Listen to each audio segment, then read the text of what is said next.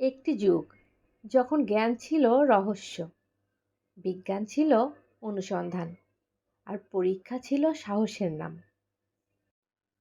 ঠিক সেই সময় একজন মানুষ, যিনি ধাতুকে রূপান্তর করতে চেয়েছিলেন, অজানাকে জানতে চেয়েছিলেন, আর পৃথিবীকে দিয়েছিলেন রসায়নের ভিত্তি। তিনি শুধু একজন বিজ্ঞানী নন, তিনি পরীক্ষাগারের পথ প্রদর্শক। তিনি বিজ্ঞানের ইতিহাসে এক উজ্জ্বল নক্ষত্র। আসসালামু আলাইকুম, welcome back to my channel let's learn with Eva and Kiddos. আজ আমরা জানব রসায়নের জনক মহান মুসলিম বিজ্ঞানী জাবির ইবনে হাইয়ানের বিস্ময়কর জীবন কাহিনী। জাবির ইবনে হাইয়ান জন্মগ্রহণ করেন আনুমানিক 721 খ্রিস্টাব্দে। জন্মস্থান নিয়ে ঐতিহাসিকদের মধ্যে মতভেদ থাকলেও অধিকাংশ ইতিহাসবিদ মনে করেন তিনি জন্মগ্রহণ করেছিলেন পারস্য অঞ্চলে। তার পিতা ছিলেন একজন চিকিৎসক ও জ্ঞানান্বেষী মানুষ। শৈশব থেকেই জাবির জ্ঞান, প্রকৃতি এবং পদার্থের রহস্য নিয়ে গভীর কৌতূহলী ছিলেন। কিন্তু তার জীবনের শুরুটা সহজ ছিল না। রাজনৈতিক অস্থিরতার কারণে তার পরিবারকে কষ্টের সময় পার করতে হয়েছিল। এই কঠিন অভিজ্ঞতাই তাকে আরও দৃঢ় ও অনুসন্ধিৎসু করে তোলে। তোমরা জানলে অবাক হবে, জাবির ইবনে হাইয়ান ছিলেন বহুমুখী শিক্ষায় শিক্ষিত। তিনি চিকিৎসা, দর্শন, গণিত এবং রসায়ন সব ক্ষেত্রেই গভীর অধ্যয়ন করেন। তিনি বিশেষভাবে প্রভাবিত হন গ্রিক দার্শনিকদের বৈজ্ঞানিক চিন্তার দ্বারা। কিন্তু তিনি শুধু তত্ত্বে সীমাবদ্ধ থাকেননি।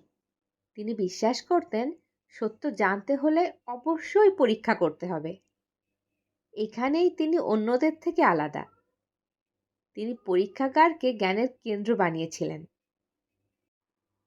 জাবির তার বৈজ্ঞানিক কাজের জন্য সবচেয়ে বেশি পরিচিত। তিনি পরীক্ষাগারে নতুন পদ্ধতি প্রবর্তন করেন।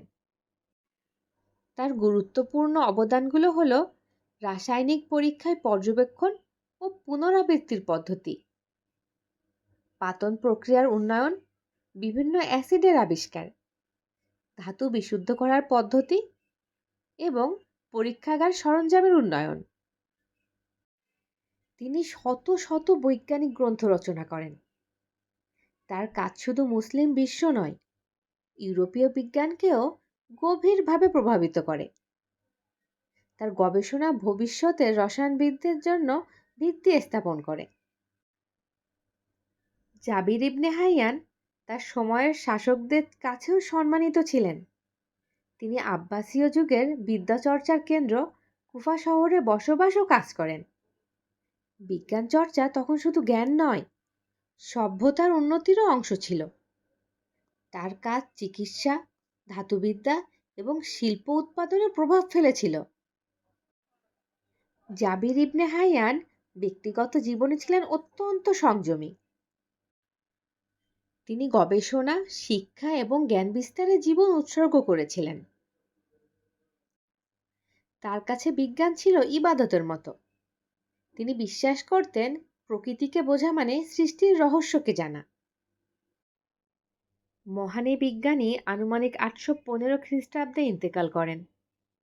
কিন্তু তার জ্ঞান, তার পদ্ধতি, তার চিন্তাধারা আজও জীবিত। আজকের আধুনিক রসায়নের ভিত্তি গঠনে তার অবদান অস্বীকার করার উপায় নেই। একজন মানুষ যিনি প্রশ্ন করতে ভয় পাননি, যিনি পরীক্ষা করতে ক্লান্ত হননি, যিনি অজানাকে জানার সাহস করেছিলেন। জাবির ইবনে হাইয়ান আমাদের শেখান জ্ঞান শুধু বইয়ে নয়, অনুসন্ধানে জন্ম নেয়। তুমি যদি জানতে চাও তবে প্রশ্ন করো, পরীক্ষা করো, শিখতে থাকো। তার দেওয়া এই শিক্ষা যদি তুমি মেনে চলতে পারো, তাহলে সফলতা তোমার দ্বার প্রান্তে অবশ্যই পৌঁছাবে। আজকের মতো এই পর্যন্তই। আমাদের ভিডিওটি দেখার জন্য অসংখ্য ধন্যবাদ। যদি ভিডিওটি তোমার কাছে ভালো লেগে থাকে, তাহলে অবশ্যই আমার চ্যানেলটি সাবস্ক্রাইব করে বেল আইকন অন করে রেখো। তাহলে নতুন ভিডিও আপলোড হলেই তুমি প্রথম নোটিফিকেশন পেয়ে যাবে। ভিডিওটি ভালো লাগলে লাইক, কমেন্ট ও শেয়ার করতে ভুলো না। তোমাদের সমর্থন আমাদের আরও নতুন ও শিক্ষামূলক ভিডিও বানাতে অনুপ্রাণিত করে। আগামী ভিডিওতে আবারও দেখা হবে নতুন কিছু শেখার বা মজার বিষয় নিয়ে। মনীষীদের জীবনী সম্পর্কিত ভিডিওর গুরুত্বপূর্ণ লিঙ্কগুলো ডেসক্রিপশন বক্সে দেওয়া আছে, দয়া করে দেখে নিও।